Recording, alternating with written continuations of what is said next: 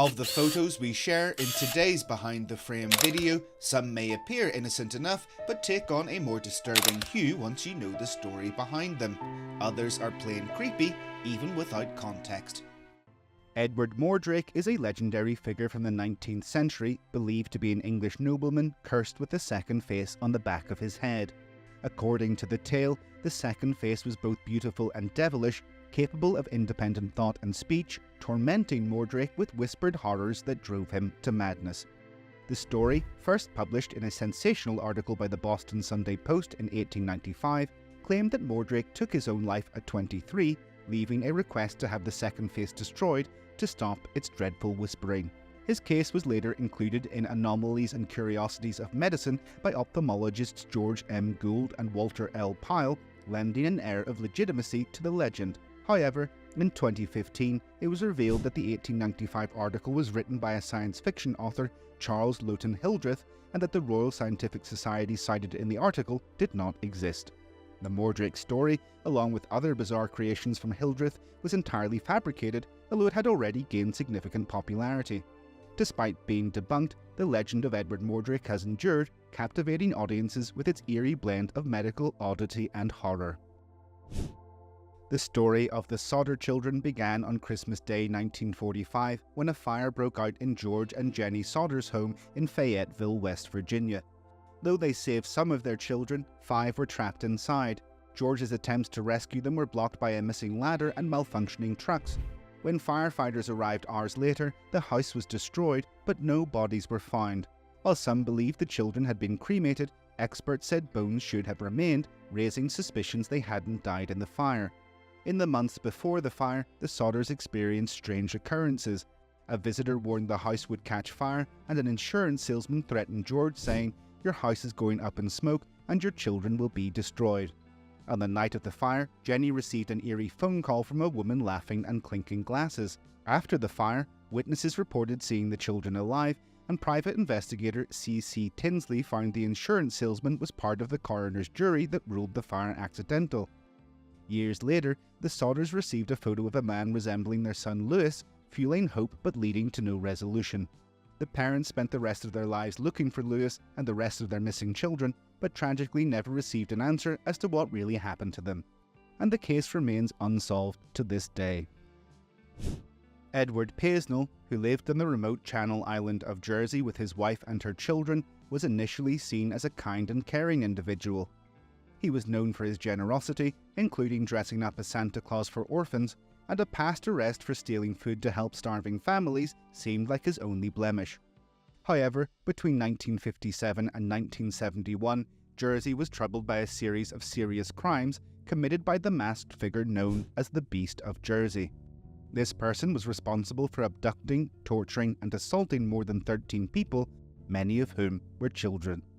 𝗕𝗲𝗄's disturbing actions began with abductions and escalated to home invasions. His first known attack occurred in 1957 when he abducted and assaulted a young woman. Over the years, his crimes continued, culminating in several assaults, including a particularly harrowing incident on Valentine's Day 1960. In 1966, 𝗕𝗲𝗄 wrote a taunting letter to cops bragging about his crimes, but just a few years later, carelessness led him to finally being caught by mere chance. Despite an extensive investigation and widespread community concern, 𝗕𝗲𝗄 managed to avoid capture until 1971. He was arrested following a traffic stop when police discovered evidence in his car. At his trial, he was convicted of multiple serious charges and sentenced to 30 years in prison. He was released for good behaviour in 1991 and passed away from a heart attack in 1994. The Martin family disappearance is a haunting case involving Kenneth and Barbara Martin and their 3 daughters, Barbara, Virginia and Susan, who vanished on December 7, 1958, while searching for Christmas greenery in the Columbia River Gorge, Oregon. They left home in their 1954 Ford station wagon, but were never seen again. Although the family was reported missing after failing to return home, leads quickly ran cold. The search revealed their home in disarray, suggesting they intended to return, and tire tracks and paint chips near a cliff matched their car. Initially, authorities suspected an accident, but Detective Walter Graven believed foul play was involved due to a bloodied gun found nearby, linked to Donald Martin, their estranged son. Graven's investigation revealed that Donald had a strained relationship with his family and was absent from search efforts and memorial services. Despite these troubling signs, the gun was not processed as evidence, and the two men who were in the area were never questioned. Donald's lack of urgency and odd circumstances around the case led Graven to suspect him, but his superiors chose to pursue the accident theory.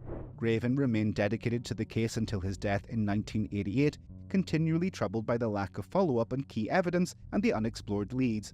Despite various theories and extensive investigations, the fate of the Martin family remains a deeply unsettling and unresolved mystery, leaving lingering questions about what truly happened that December day.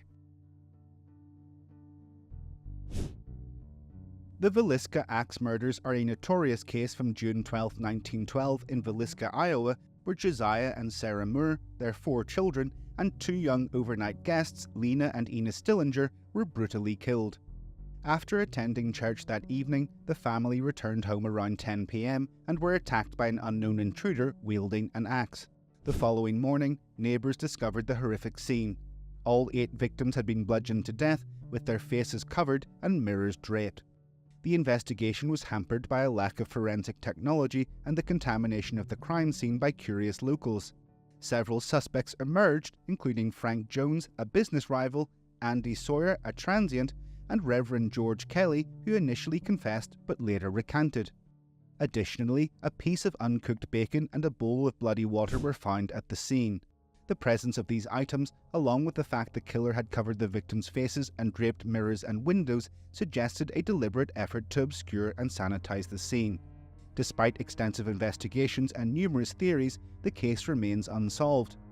The murders have left a lasting legacy, with the house often associated with paranormal activity and continuing to intrigue both investigators and the public. Charles II of Spain, often referred to as the Ugly Royal, was a tragic figure in European history.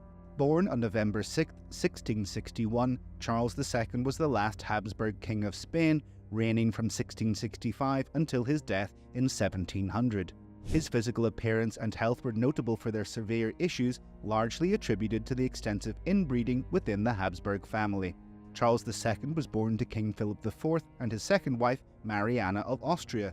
His parents were first cousins, which contributed to the genetic disorders that plagued him. He exhibited numerous physical and cognitive problems, including a protruding jaw, difficulty with speech and eating, and overall poor health. His medical conditions were compounded by chronic digestive issues and general inability to lead a normal life. Charles II's health issues extended to his sexual life, as his physical ailments and disabilities severely impacted his ability to engage in intimate relationships. Despite multiple marriages, he struggled with impotence and had difficulty producing an heir. His first wife, Maria Louise of Orléans, and later wife, Maria Anna of Neuburg, both faced challenges in their marital relations with him. Charles's inability to father children was a significant concern, contributing to the eventual War of Spanish Succession after his death. Tyler Hadley is a criminal known for his involvement in a high-profile case of parricide and subsequent party-related crime. On July 16, 2011, in Port St. Lucie, Florida, Hadley, then 17 years old, brutally murdered his parents, Blake and Mary Jo Hadley, by bludgeoning them with a hammer. Following the murders, he concealed their bodies in his home and proceeded to throw a party with their corpses still in the house. Hadley invited friends over for what appeared to be a typical teenage gathering. During the party, he made a disturbing post on Facebook announcing that the house was party time and invited people to join.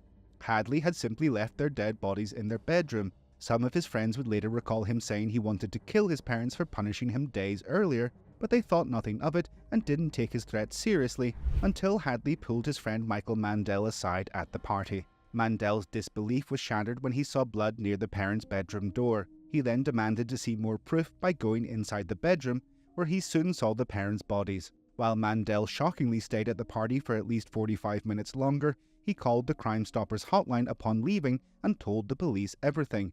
Arrested at his parents' home, Hadley was charged with 2 counts of first-degree murder and was sentenced to life in prison without parole. On May 26, 2013, Harrison Okene, a 29-year-old cook aboard the Jackson 4, faced an unimaginable nightmare when his boat capsized and sank to the seabed 100 feet below.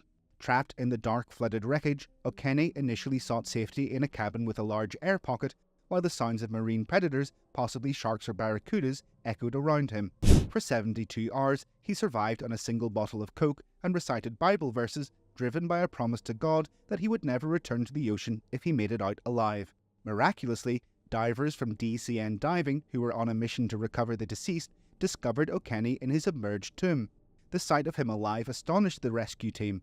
𝗦𝗫𝗃 was then brought to the surface, where he was warmed, given oxygen, and placed in a decompression chamber. His incredible survival story has since become a compelling testament to human endurance and faith, and 𝗦𝗫𝗃, deeply shaken by the experience, has since chosen to work on dry land, far from the sea that once trapped him. 𝗦𝗁cie𝗿𝗶𝗲, a truck driver from St. Louis, was a serial killer who abducted, tortured and murdered women between March 2001 and May 2002. His former home, rented by Katrina McGaw in March 2014, was revealed to have been the site of his gruesome crimes. McGaw discovered disturbing evidence including layers of blood, bondage equipment and a chilling snuff film after watching a documentary about the house. Travis was arrested on June 7, 2002 after he sent a letter to the St. Louis Post-Dispatch containing a map to a victim's body. Authorities traced the map's origins to 𝗕𝗲𝗹𝗶𝗲𝘃𝗲, which led to his capture. Travis committed suicide in jail 3 days later. Although he claimed to have killed 17 women, only 12 bodies were found, leaving part of his story unresolved and continuing to haunt the St. Louis area.